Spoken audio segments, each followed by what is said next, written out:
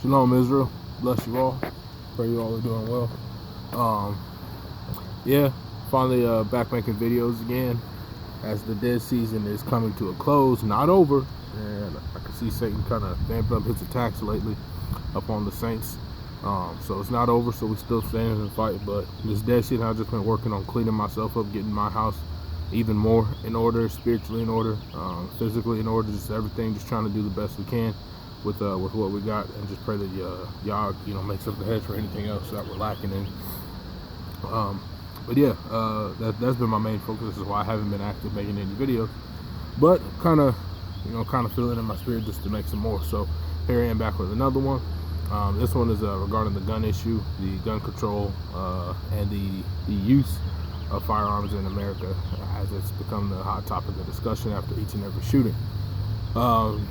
I 100% agree with Pastor Dow in saying that Americans aren't going to give up their guns, and I can attest to that simply for the fact that one of the side jobs I've been working on is working at Rural King.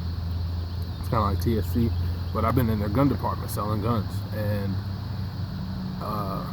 the one I'm in here in Indiana, in Lafayette, is actually the number 8 in the country out of 110 locations or something in terms of gun sales. So there's a lot of traffic for the guns, and from the people that have come in, people that have came to buy guns, it gave me a different perspective on things, especially on this gun issue. So right around this time, it's kind of funny. I've only been there about a month or so, and right after that school shooting, people were coming in left and right trying to buy ARs and the magazines for them, simply because they thought that they were going to become illegal soon. I remember one morning we had, within an hour, 3 gentlemen came and got an AR, and they all 3 of them had the reason. They're like, yep, they're going to be illegal soon, so let me get one. One guy, he already had 4 or 5, and I'm just going to get another one. He's like, maybe my wife will shoot it. So these Americans, you're not getting their guns. I'm gonna tell you that right now. A lot of people buy a lot of guns. In fact, after all the scare, the shelves in the gun store were, in the gun part of the supply store, were pretty much empty. I mean, it was pretty much empty. People were buying them up left and right. Shotguns, rifles, handguns. They didn't even care. Ammo. They're just buying it like crazy.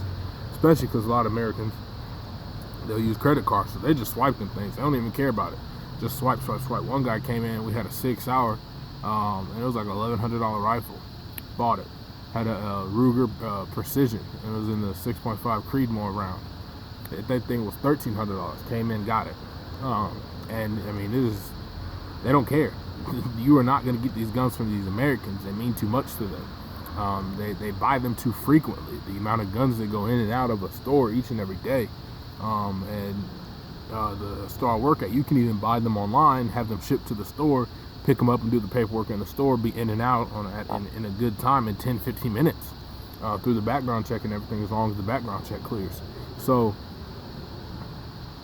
these liberals thinking that Americans are going to suddenly give up their guns, stop using them.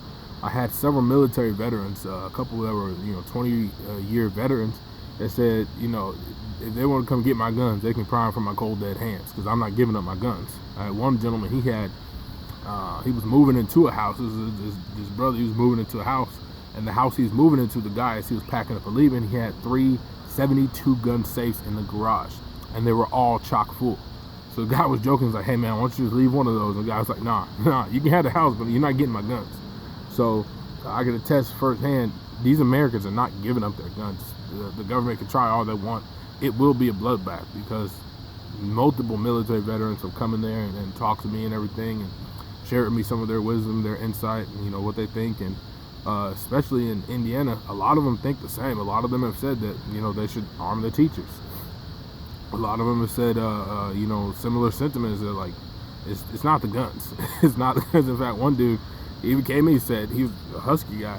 He's like, hey man, if guns kill people, I guess spoons make me fat. So it's the exact same thing Pastor's been saying. It's just, I can't call it common sense, but it's good sense.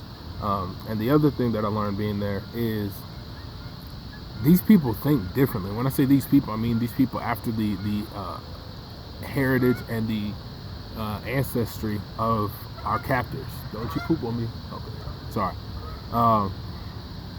After our captors, they've done that before. That's why I said that. And they don't think the same way we think. I've had gentlemen come in 65, 70, 75 years old, buying guns, buying rifles for their grandsons. I got a 5-year-old grandson. I'm gonna buy him this rifle, and then when he gets older, he can come shoot it at my place. People coming in trying to figure out how to transfer a gun from a deceased relative to them. One gentleman, his great-grandfather had left him a bunch of firearms, and he was wondering if he had to register them and all the other stuff. So, these mainly European ancestry people, they think totally different about guns. Some of them, they're an investment because guns, as long as you take care of them, keep them clean, and keep them in good condition, they don't depreciate in value. People recognize a good gun when they see one. Matter of fact, one guy, he was buying 2 guns at a time, and I was checking him out, and he was talking to another customer who had a specific Kimber Ultra Carry 2 that the guy wanted, and had all the attachments and fixings with it and everything, and he made him an offer. And mind you, I'm checking him out for 2 guns that weren't cheap. They were good guns, and he tells this other guy, and he said, yeah, I'll sell it to you for $700. He tells this other guy, if you still got it Friday, I'll come and get it. This is what they spend their excess money on. Okay, a lot of them don't spend it on tomfoolery and stuff. They buy guns and ammo.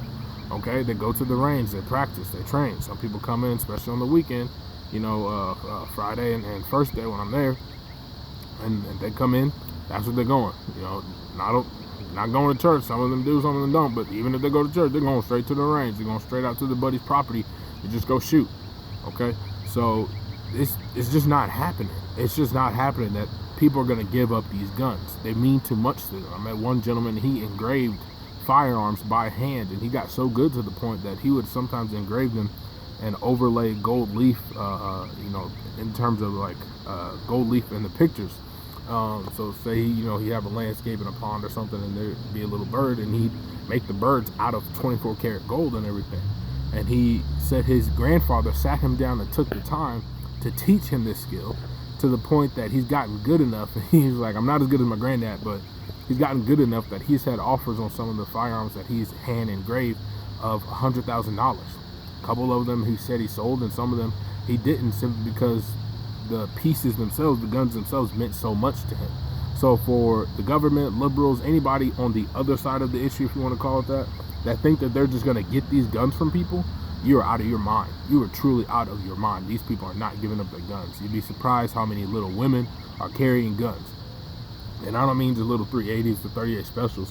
Some of these women, a couple of them, they're smaller than my wife. Little 4'11", 5'2" kind of people, and thin white women, they like the 357s or the 44 Magnums. One lady was like, yeah, I like the kit. Give me the 45. You're not getting these guns from these people. They mean too much to them. It's just not happening. So this whole issue is being in the gun store is kind of opening my eyes to almost do a survey of Midwestern values and Midwestern people, just to see what they think about the issue. And it's been quite enlightening just to see. I already knew pastors telling the truth, but it's one thing to have the knowledge of something versus the experience of it. So kind of getting the experience of talking to these people and seeing how they think and what they how they function. They function totally different than us. I could go into the side of the fact that they even have a grandfather, great-grandfather, that they can trace their lineage back to have an ancestry to pass guns down, and that older people were wise enough to teach these people skills, such as engraving firearms or stuff like that. I could go into that side in terms of, the curses and our people being forsaken and our heritage being stripped from us, but that's another topic for another video. But overall, 100% agree with Pastor. Obviously, simply because it just makes sense. But then now, even the more so because I've had the experience to talk to people. Yeah, it truly just ain't happening. It's just not happening. All right, so bless you all. I pray that you all are encouraged this third day. Keep striving, keep pressing into the faith. Keep lifting up our shepherd and all those afflicted in the ministry and in need of our help. And we that are strong have an obligation to uphold the weak, to uphold those who feed us, who mentor us, who strengthen us, and teach us how to be better men, women, and children of Yah. So bless you all. Yah speed. Shalom, shalom.